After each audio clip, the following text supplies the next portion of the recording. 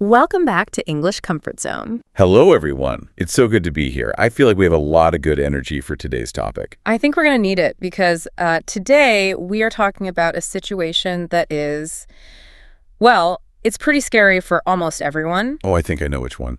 Imagine this. You're at a party, or maybe you're just in the kitchen at your office or at school. Okay.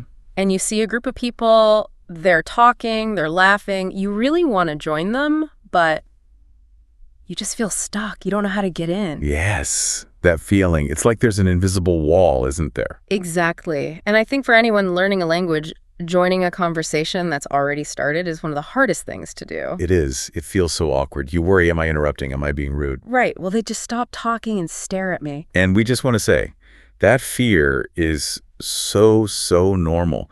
I mean, even native speakers get nervous about this. Absolutely. So today, our goal is to give you some really simple, easy tools to help you walk through that invisible wall. Yeah, let's make it a little less scary. Okay, so before we even talk about words, we have to talk about what you do before you speak. Let's call it the pre-work. The preparation, I like that. And a big part of this is just observing. You have to watch and listen first.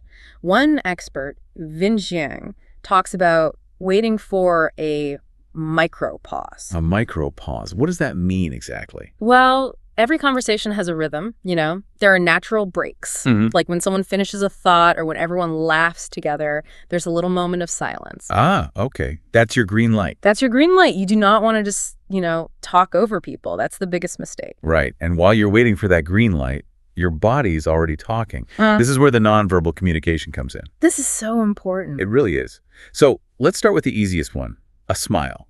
A smile. It sounds so simple. It is simple, but it's powerful. A smile just lifts the energy. It shows people you're friendly, you're open. It makes them want to smile back at you.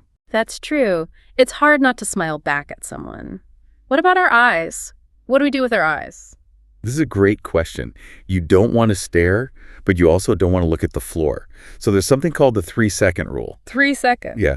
Try to make eye contact with someone in the group for about 3 seconds. It's just long enough to show you're interested, but it's not long enough to be creepy. Okay.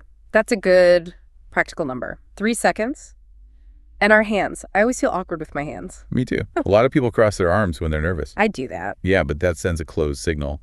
The advice is to keep your hands visible and try to have your palms open.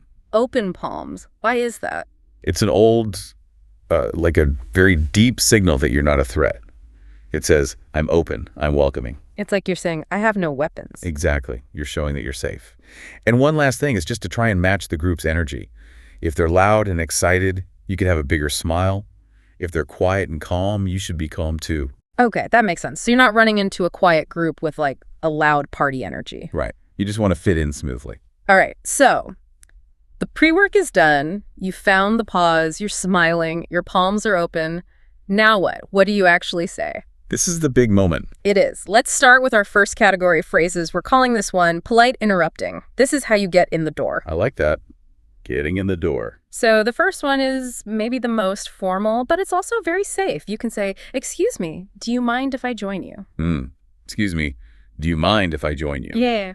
It's really polite because you're asking for permission. You're showing respect for their group. It works really well in maybe a business or a more formal setting. It does. But what if it's not formal? What if I'm, in the lunchroom at work or school? That phrase might sound a little stiff. Totally. It would sound a bit strange. So for a casual place, you have a much shorter, easier phrase. Okay, what is it? You can just look at an empty chair and say, mind if I sit here? Oh, that's so good. Mind if I sit here? It's so casual. It's perfect. It's short. It's easy to say. And you're not really asking to join the conversation yet. You're just asking to join the table. But once you sit down, you're in. You're physically part of the group. You're in. Okay, so we have one more for this category. This one is great if you overhear a topic that you actually know something about. Oh, it's a good situation. Yeah. You can say, sorry to interrupt, but that sounds interesting. Sorry to interrupt, but that sounds interesting. I love that one. Me too. Because you are saying sorry, which is polite, but you are also giving them a compliment. You're telling them that their conversation is interesting. And people love to hear that. They will almost always invite you to say more. Exactly. Okay, so now you're in. You used one of your phrases. You're standing with the group or you're sitting at the table. Success. But now comes the next challenge. Yes. You might feel a little bit lost. Because you missed the beginning of the story. You don't know what everyone is talking about. Right. So now we need phrases for asking for context. Basically asking, what is happening? And you can just ask that directly, right? The most common, casual way is just, what are you guys talking about? Simple. What are you guys talking about? Yep. If you say it with a friendly, curious tone, it's perfect. Now, what if you think you know? Like, you heard one word, you walked by and heard them say, pizza, or the new movie. That's even better. You can try to guess. So you could say something like, are you talking about the new movie? Exactly. Or are you talking about that new pizza place? Yeah. This shows that you are actually listening a little bit before you join. It makes you seem very observant. It does. And there's one more phrase that's really useful here. It's a little more advanced, but it's very polite. Okay, what is it? You can say, I couldn't help but overhear. I couldn't help but overhear. For example, I couldn't help but overhear you talking about Japan. Yes. It's a very polite way to admit that you were listening from nearby. It's honest, and it connects what they were saying to your reason for joining. I really like that one. It feels very smooth. It is. Okay, so we're in the group, and now we know the topic. What's next? Now we have to stay involved. And I think this is where a lot of learners feel a lot of pressure. The pressure to say something brilliant. Yes. You feel like you need to tell a long, funny story to prove your English is good. But you really, really don't. In fact, that's probably not a good idea. Why not? Well, you just joined. Your job isn't to take over the conversation. Your job is to be a good part of the group. And often, that means being a good listener and supporter. Ah, so you don't need to be the main speaker. You just need to support the person who is speaking. Precisely. You can add so much value just by agreeing and showing you're interested. Okay, so what are some simple phrases for that? The easiest one is just, I agree with that. I agree with that. Simple and effective. Very. Or a very natural sounding one is, that is so true. Oh, I hear that all the time. That's so true. It just shows you feel the same way. It does. And what if you don't know much about the topic? What if you don't have an opinion? That's a good question. You have a magic phrase. You can just say, that's really interesting. That's really interesting. That's the perfect phrase. It is. Because you're not lying. You're not saying, I agree if you don't.